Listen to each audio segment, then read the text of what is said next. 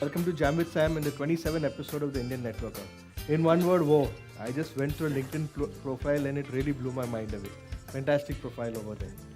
So let's start it, with your, where did you start, your schooling, your college, and you can just... So I've been a Bombayite, I think, throughout. Okay. I was born in Bombay. My schooling has happened here. My college has happened here. Okay. Professional education has been here. Okay. So like you say, Jina Yam, Barna Yam. Jina, yeah. So you done your CA, na? That's right. You did your CA from Mumbai only? That's right. Okay. And tell us a brief journey. I mean, if you saw, it took me a lot of time to get. I couldn't get any family photos. So he's very clever. He's not on Facebook. He's only on LinkedIn. And you Google, you'll get a lot of stuff over there, a lot of information over there. So he does not have a Facebook profile.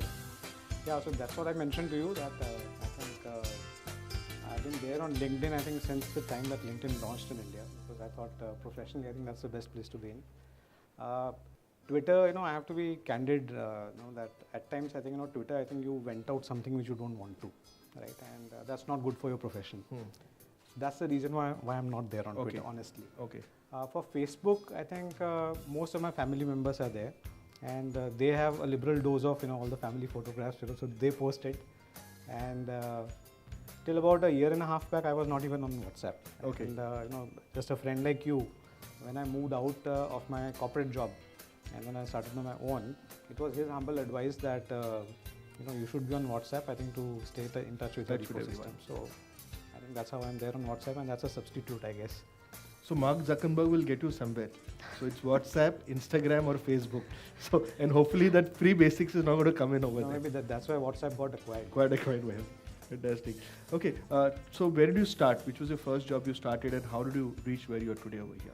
Yeah, so what I did was that I had finished my cost accountancy along with my commerce graduation, because there was, I found that commerce graduation was not challenging enough. Okay. So you had a lot of spare time. So I finished that, and what helped me in that with is that moment I completed my graduation, to pursue your chartered accountancy, you have to do your articleship. The one that helped me, I think, because I was a cost accountant even before I was a commerce graduate, is that when I went for my interviews for getting into articleship, the kind of assignments I could demand. Okay. Right. So when I started my articleship, most of the people for first 2 years will just do what we call tick boxes. And in first year itself, my first assignment, first day on the job, there was a company called Pure Drinks, which went down under. Yeah. So it was struggling at that point in time, and a couple of partners were discussing, and I overheard them. I said that I would be very happy to be part of this rather than going and doing the tick boxes. I said, okay, fine, go to Gujarat and sit with them and try and see if we can put out a bailout package for them or something like that. So I went for that. I think we worked for about 2 weeks or 3 weeks. Nothing concrete came out of that because company was already sunk. But I enjoyed that, because I thought that this is much better part of that profession. So that, I think, just got me interested in what you call the capital markets, mergers and acquisitions, the corporate side of it. And it resulted into when I completed my chartered accountancy. I got offers from places like Arthur Andersen, from Hindustan Lever, but I think most of those were in accounting jobs. Okay. So what came to me was ICICI, and that was one offer. And I went for an interview there, and there was a panel of 3 people, and they were from 3 different streams. Okay. So one was, my good luck would have it, or bad luck, I think, was from accounting. Okay. The second one was from leasing, and third one was from what you call merchant banking, which now is known as investment banking. And they had asked me that, they had full interview, and at the end of it, they had just allowed me to ask one question. So I said that, would I get a choice to pick up on what I need to do here, or you'll pick up and you'll decide? Okay. So I think they were zapped. Okay. And that was not the first time that I had seen in my life, me zapping people. So they said that, are you saying that you'll choose? I said, no, I'm just saying whether I have a choice. So they said, give your preference. So I said, first preference is that, no, if I can get into iBanking, I think that will be good. If not, then probably leasing. Accountancy is something that I don't want to do. Okay. Right? And these people said that, but you are a chartered accountant. I said, no, that's a profession, is different than what our education is. So I picked up ICICI as my first assignment. Okay. And true to the promise that they had made me, I think they put me into investment banking. And maybe I was a good luck charm, because in 3 months' time we signed up with JP Morgan. Okay. For a joint venture. Okay. And so you were the first signatories. So I was there for about 2 to 3 years, and during that period, I got in touch with Aditya Birla Group's chairman, who's no longer there, Mr. Aditya Birla. He was on the board of ICICI, and I was handling one of the company's global fundraising for them. And he said that, you are from Rajasthan, you are come from a business family. What are you doing in an institution? So I said, purposely, I didn't want to go back in my business, what my parents are doing. So he said that at some point in time, why don't you come over and meet us? I have a broader thing to share. So I thought he would have forgotten, but we got a call. Met him, and then everything changed because he painted a very big picture. So that was my second assignment. I moved into Aditya Birla Group. Okay. Which year was this? This was 94. 94. Okay. Yeah, and thinking like a typical, guy, wet behind his ears and iBanker, that I might spend 2-3 years here. I landed up spending 21 years there. Wow. Because first time that I had gone and met him, I think one thing that I told him is that something which gets very repetitive. It doesn't excite me very much. Because, and my way to sort of address this is that put a team together, and then once you have done it to a certain extent, let them handle it, and then you move on to do something else. And call it a condition or call it my preference, I think that I had shared with him to say that would I get an option that whenever I get bored, can I come and tell you that no, I'm getting bored? And to my surprise, I think he mentioned that sure, whenever you think you're getting bored, but give us some time. Okay. Because overnight I might not have an assignment. So true to I think his word, Kumar Mangalam Birla, with whom I worked very closely. Every 3 or 4 years, I think when you would think that this is getting repetitive, I think he gave me something else to do. And the last one culminated into me sort of starting private equity business from a scratch. That was in 2009. 2009. Okay. And again, because I saw clearly there was a gap in the market. There was no Indian player, and there was no asset class, I think, basically available. So I went out, and in view of the chairman, I think he had given me a very stiff target of going and raising something like 300 crores. We went ahead and raised something like 1,200 crores. You were $200 million. That's right. Yeah. So that's the broad journey, and somewhere in 2013-14, when we were sort of completing our deployment of entire money, is the time that I discussed internally that this is something that I think we have formed a good team, and now I would want to sort of take some time off. Okay. So we agreed that in 2 years' time, I think when everything is sort of settled, then I can move on. Although there was a lot of resistance, but so 2015 April, May, I think is the time that I moved out on my own. Correct. So that's I think the broad design. So about you were in Idea Cellular. So what exactly did you do in Idea Cellular? So Idea's entire journey was very interesting because in 94 when I moved into the group, that was just the time that Kumar's father had signed up a joint venture agreement with AT&T. So we were 51% and AT&T was 49%. So that was the regulation. And typically, I think at that time, nobody was clear on why we have signed this up, except the fact that telecom is an emerging area. And you would sign, and I think 8 out of 10 Indians who had signed, they thought that it's a regulatory arbitrage. So because today we are allowed to own 51%, that's why I think the other person has to own 49%. Someday when he wants to go majority, we'll cash it out and move out. So that business was sort of being run as I was lucky to get associated with that right in 95 when we were bidding for the circles. Okay. So we got 2 circles in Gujarat and Maharashtra, and then the entire strategy, because around that it was very fuzzy on what exactly is that we want to do. And that's where I think some of my thinking process that I kept behind that was to say that because senior Mr. Birla had expired by that time, and telecom I think was somewhere in between on what to do. Was for that we don't want to commit more capital to it. So what do we do with it? And that's the first time group actually was not very familiar with doing mergers and acquisitions. Was for me to sort of go and propose along with a few of my senior colleagues is to say that you don't want to commit cash, but this business will otherwise I think not do well. So the other way is that with like-minded people, why don't we merge the business to become a larger business, because this business needs scale. And if you are just going to be remaining in 1 or 2 circles, doesn't make sense. That's a natural death for the business over a period of time. So Fortunately, I think we had meetings of mind, because we had Tatas in the same business, and both houses as Birlas and Tatas, share very strong Bonds. ethics. Yeah. So we decided to merge, and that's the time that first funny thing happened that it was like in startups and entrepreneurs, people sign a term sheet on a piece of tissue paper to say that okay, I'll put $100,000 in your company. It was almost that kind of a deal.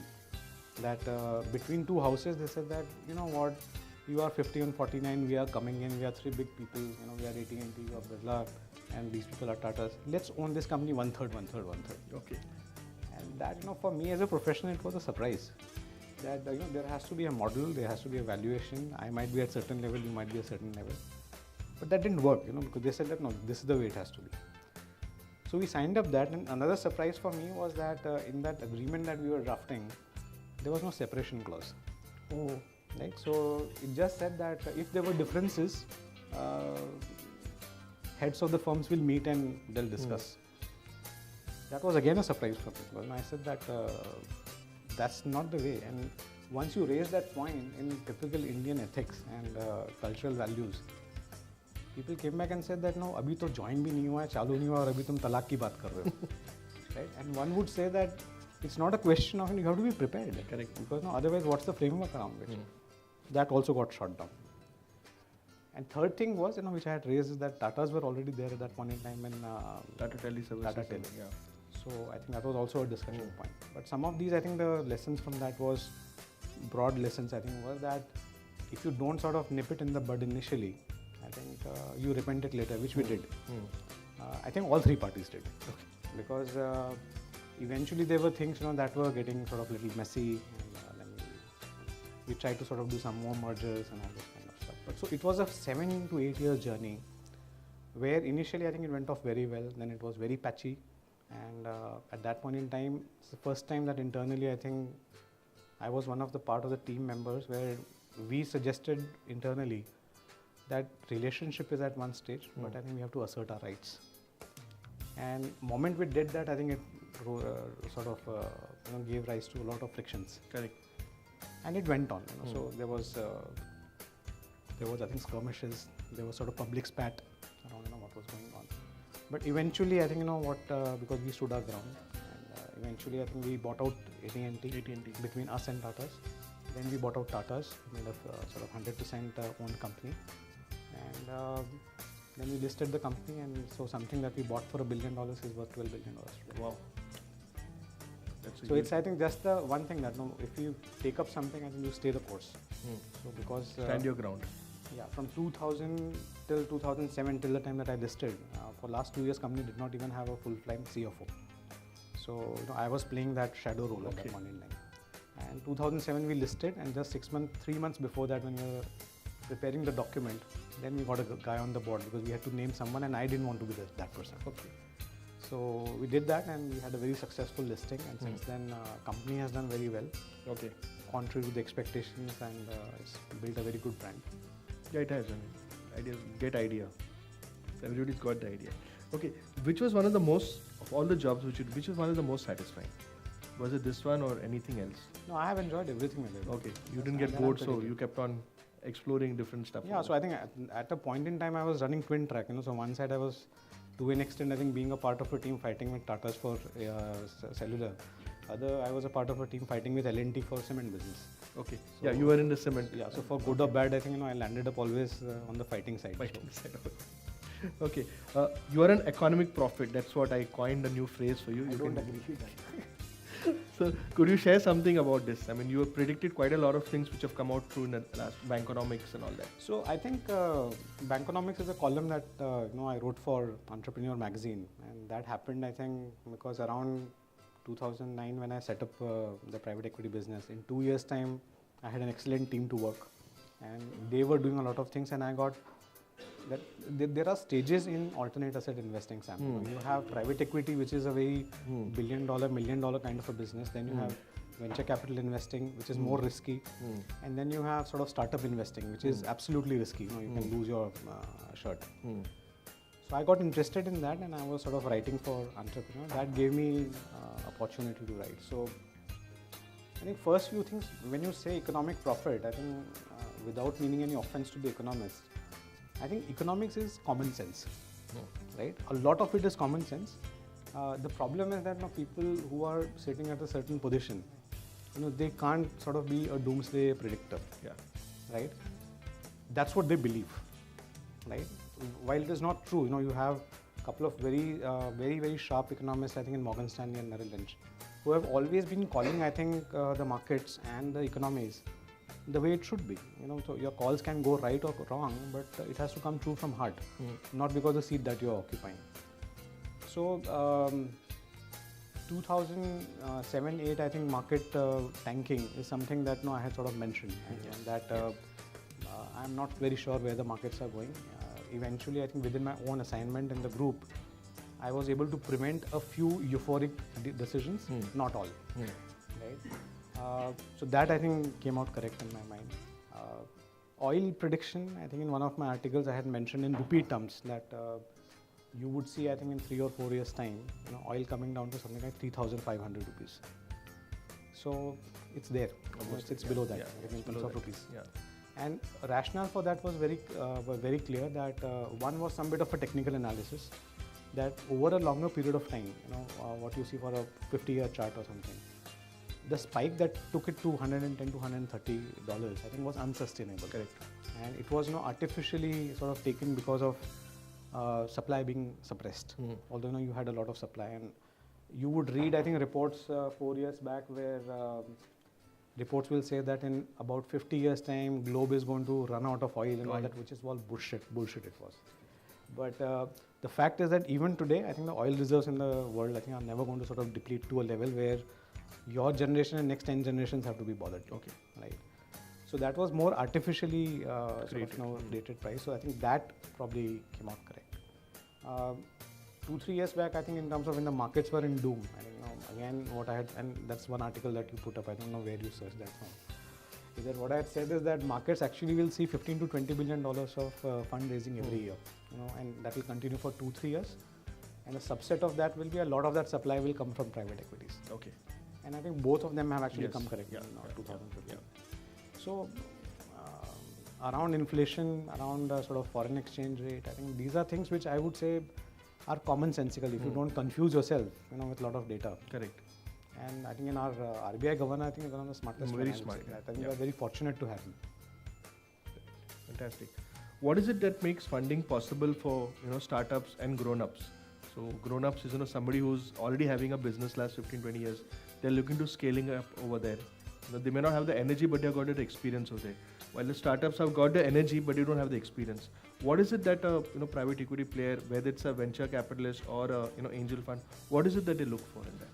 So Sam, actually that's a very wide subject, because I would say that the classes of investors who come and invest, with say mature companies and sort of startups are different sets of players. Okay. Right. Although again, I'm maybe it's not. I'm not predicting. I'm just sharing.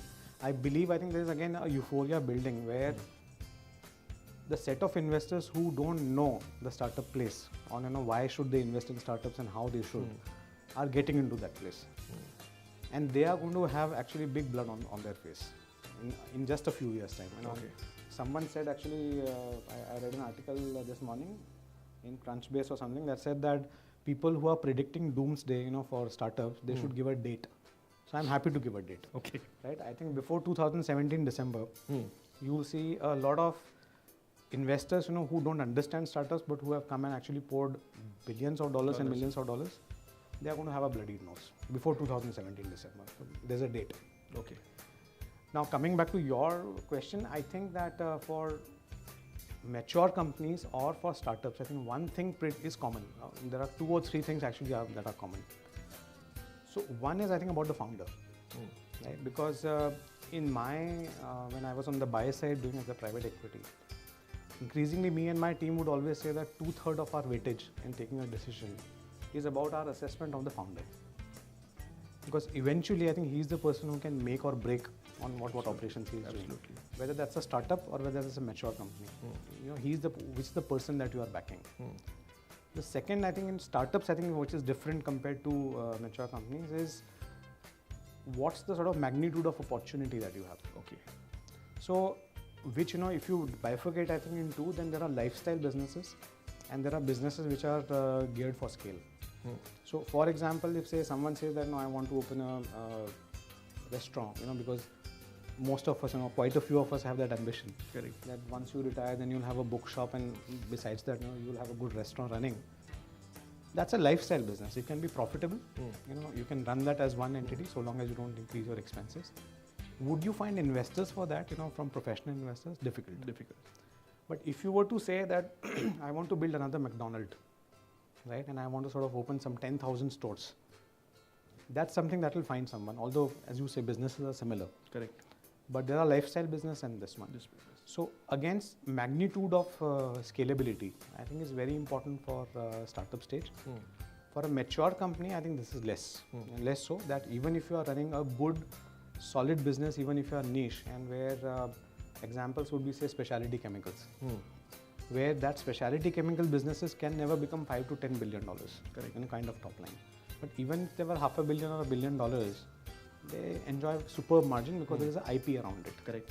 So if you are a IP heavy, intellectual property right heavy business, then it is less about scale but more about who will be the next challenger who will come and disturb your IP. Okay. So those are 2 or 3 specific disciplines I would say across your startup or maybe your venture companies. Okay. So a kind of an urban ladder you'll consider as a grown-up company, a mature company. Don't get me going. Okay. We'll keep that for cocktails. Okay. You're part of IAN, TIE, Mumbai Angels, and one more venture something. How do all differ? I mean, in my eyes, they're all kind of mentoring. They're kind of So how do they differ? I think the roles that they're playing are different. And again, as you said that now at the stage of investing are different. Similarly, I think you'll have different people attacking different markets. So say something like a TIE, I think is comparatively a more social organization because the objective out there is to encourage entrepreneurship. Correct. And return expectations are lower. So it's more around coaching, more around sort of mentoring, and then entrepreneur can go and sort of conquer the world on its own. Correct. So that's a the Indus Entrepreneur, and Kawal Rekhi actually came out with that, and it's a good concept. Then you have angel networks. So Mumbai Angel and Indian Angel Network form there. That when actually someone is looking for actual funding, right, less of a mentoring. So between say a TIE and a angel network, I think is somewhere accelerators like Venture Nursery and all that come in. Where it is somewhere between 2 objectives that we would like to fund you, but only after we have mentored you. Right? So those are the kind of sort of various steps and ladders that you have. Okay, fantastic. We see a lot of startups burning money on frivolous things, knowing it's not going to give them any profitability. Putting out ads, creating videos and all this stuff, and they're just burning up the money. What do you have to say about that? Is it the investors putting the pressure on them over there, or is these guys, wow, we got so much money, let's see what we can do with it? Who puts the pressure? No, I think once the investors' money has come in, it's no longer the team's decision. Acha, okay. Because I think your plan is actually, so this is I think the secret sauce of the VC which I'm sharing with all of you. Okay. That there's a whole big 80-page to 100-page document that founders land up signing with the investors. Okay. And in that 30-40 pages would be business plan that you would do for next 3 or 4 years. Whatever you have agreed at that point in time is something that you have to implement. Right? So there will be course corrections, but that's the broad plan. Okay. And if the broad plan is to carpet bomb and say that we have to be visible on every hoarding in this city or entire country, and so we need to bring visibility, then that's what you have to do. So, my fellow investors will not like me for this, but I guess a lot of this nonsense and indiscipline actually comes out of this mad rush for creating visibility and creating. So again, there's an article that I had written about .com 1.0, 2.0 and now 3.0.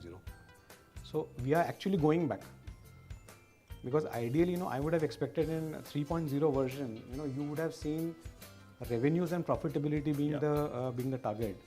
But we are actually taking a step backward because you are again going back to the equivalent of eyeballs. Because earlier you used to say that on my website how many eyeballs I've seen. So now you are saying that how much of GMV that you have generated, or how much of so customer acquisition cost, I think, of $1,000 or $5,000 is insane. But then that's what the numbers I think people are happy with. Okay. In your opinion, what is the case study for a unicorn today? My definition of unicorn itself is different. Tell me the definition of unicorn. Because I think my definition of, I'll come to that question also. My definition of unicorn is that you have to take a pole position. And what that means, and this comes from conventional, traditional business philosophies and disciplines. That would you be the last man standing, or at least the last three men standing, right, in your space? You can define your space, right? So if, say, for that reason, say, assuming in your absolute e-com space, right, which is a horizontal, where you do everything. So in that space, I put a flip question back on you to say that, give me 5 names of the e-commerce websites, quickly, without thinking. Flipkart, Myntra, Amazon, Make My Trip. Okay. Right? So you are not able to think of 5th or 6th, right? So that determines, I think, who have the pole position. Because as a customer or potential customer, if those are the top of the mind names that you have, they have it, and actually you will find it. Just like someone said that 90% of the time, your first impression is the last impression. It's the same thing. That as a customer, whatever you think, that's where you'll go and shop. Sure. So in my definition, a unicorn is the person who's targeting to reach that stage. Okay. So as a betting person, I would say that I could be wrong, but in horizontals, a Flipkart and a Snapdeal are not going to tank. They are not going to fail. They may get acquired by an Amazon or Alibaba tomorrow, right? Because eventually Amazon and Alibaba are globally in pole position. Correct. So in India, you have now 2 people in pole position in horizontals. You can't even think of a third name, right? Then you go vertical wise, right? So you mentioned about Urban Ladder, I guess, right? So in furniture, again, I have the same question, that who are the top 5 people that you think on? I can only think of Pepperfry and Urban Ladder. There you have it. So like in each vertical, then there'll be 3 top, what you call pole position, and everyone else either will die or they'll get acquired by them. So if you are built, or you are building yourself to become those top 2 or 3 pole position kind of people, I call them unicorns. And someone reaching a valuation of $1 billion is not unicorn to me. Okay. Like shop clues. Maybe. So I'm surprised. So I don't call them a unicorn. Okay. I'm not sure whether they'll survive and whether they'll stay. Okay. Fantastic. Something about your family. Yeah. So I have been born and brought up in a joint family. So we used to have. I'm always used to see lots of people around. Lots of fun going on, lots of fights going on, all the time. So when I was young, I think then my father, my uncle, my aunts, I think most of them, my aunts till the time that they got married. Okay. They're a big family, so almost 20-25 people all the time in a place. You'll see all of them, and again in all shapes and sizes. Okay. As you would see, and so we have continued that. Once I think we have grown up. So we are still a joint family. Okay. I and my brother, we stay with our parents. Okay. And we hope, I think, our next generation, I think, will continue that. Fingers crossed. Yeah. So you have how many kids? I have 1 kid. Okay. And he is actually in the first year of BCom. BCom, okay. Yeah. Chartered accountant? He's pursuing chartered accountancy, Okay. but that's because, again, there's nothing else to do in 3 years. Eventually, I think he'll pick up his own profession. Okay. Quick gun, Sam. One witty answer. Narendra Modi. I think we'll have to give him another chance, but I'll be very curious to see what happens to him in 2019. Okay. So you want to give one more chance after 2019? Yes. Okay. Ratan Tata. I think there are no words to describe him. Okay. India. Continuous opportunity. 40 plus. Not waist size 40 plus, which we may both share, but 40 plus people over. Because there are people who are feeling left out. Yeah, I think if they engage with youngsters, I think you will not feel. I am 40 plus myself, and I spend, I think, every alternate Saturday with IIT Bombay guys, and I tend to learn from them what I can. Honestly, I think, as I say, that some of the things I have learned from my son. So Okay. I think if you enjoy that. Fantastic. Okay. What do you feel the state of right now, the kind of valuation, the kind of things which are going on at economics? People says this year is going to be the worst year. RBS has talked about, sell all your stocks, batten down the hatches. What is 2016 predicting? With the oil, they're saying oil may go down to 20 or so. So as an economic profit, I think that's going to stick on you over there. So I would say that I think there is a very big chance of 2008 repeating itself in 2016. Okay. In the same form or in a different form. Okay. So you'll see almost all asset prices crashing, which is what happened in 2008. Real estate, I think, will be the first casualty in India. Okay. Real estate has corrected everywhere in the globe except Australia and India. So China, I think the asset prices have not deflated that much. But I would say across asset classes, so you have seen oil, you have seen commodities. Now I think probably it will be the turn for the real estate, and to an extent 2016 might not be great for equity markets also. Okay. Where does our hard-earned money go then? Somil, I know you'll tell us over there where it'll go, but where does the hard-earned money? You have an expert, but I would say that for an ordinary person, I think stay with government. Government bonds? Wherever. So you will have lots of people coming and saying that, boss, that doesn't cover your inflation. But I think we are talking about protecting your principal here, not about return. Not about the returns. Okay. Okay, a word of advice to all the young, old, medium, 3 ladies now, 4, 5 ladies now over here. Word of advice. No, I actually don't have a word of advice for ladies. I have a lot of admiration for them. Okay. Because I have actually been grown amongst a lot of ladies around me. So my sister, my mother. I think the kind of versatility that they have around managing relationships, managing pressures, managing different things. So I always sort of get reminded of this photo of Durga with some 8 hands, right? Always. And this is, I'm not saying this because it's a fashion to say, but this is genuinely that I believe. I think their ability to bear pain, right? Their ability to sort of withstand, I think, troubles and to support you as men, I think is immense. So it will be a blasphemy actually if I give them an advice. Actually, I am a big learner and all the men, all the men with the tubular vision. No, at least that puts us to a little bit of a comfort that now we can tell people that we were not ogling. Okay. So thank you, Bharat. No, it's been fantastic with you over here. Please stay. And there are a lot of questions. Vivek also is. Vivek was there? He's there. Okay. No, it's a pleasure.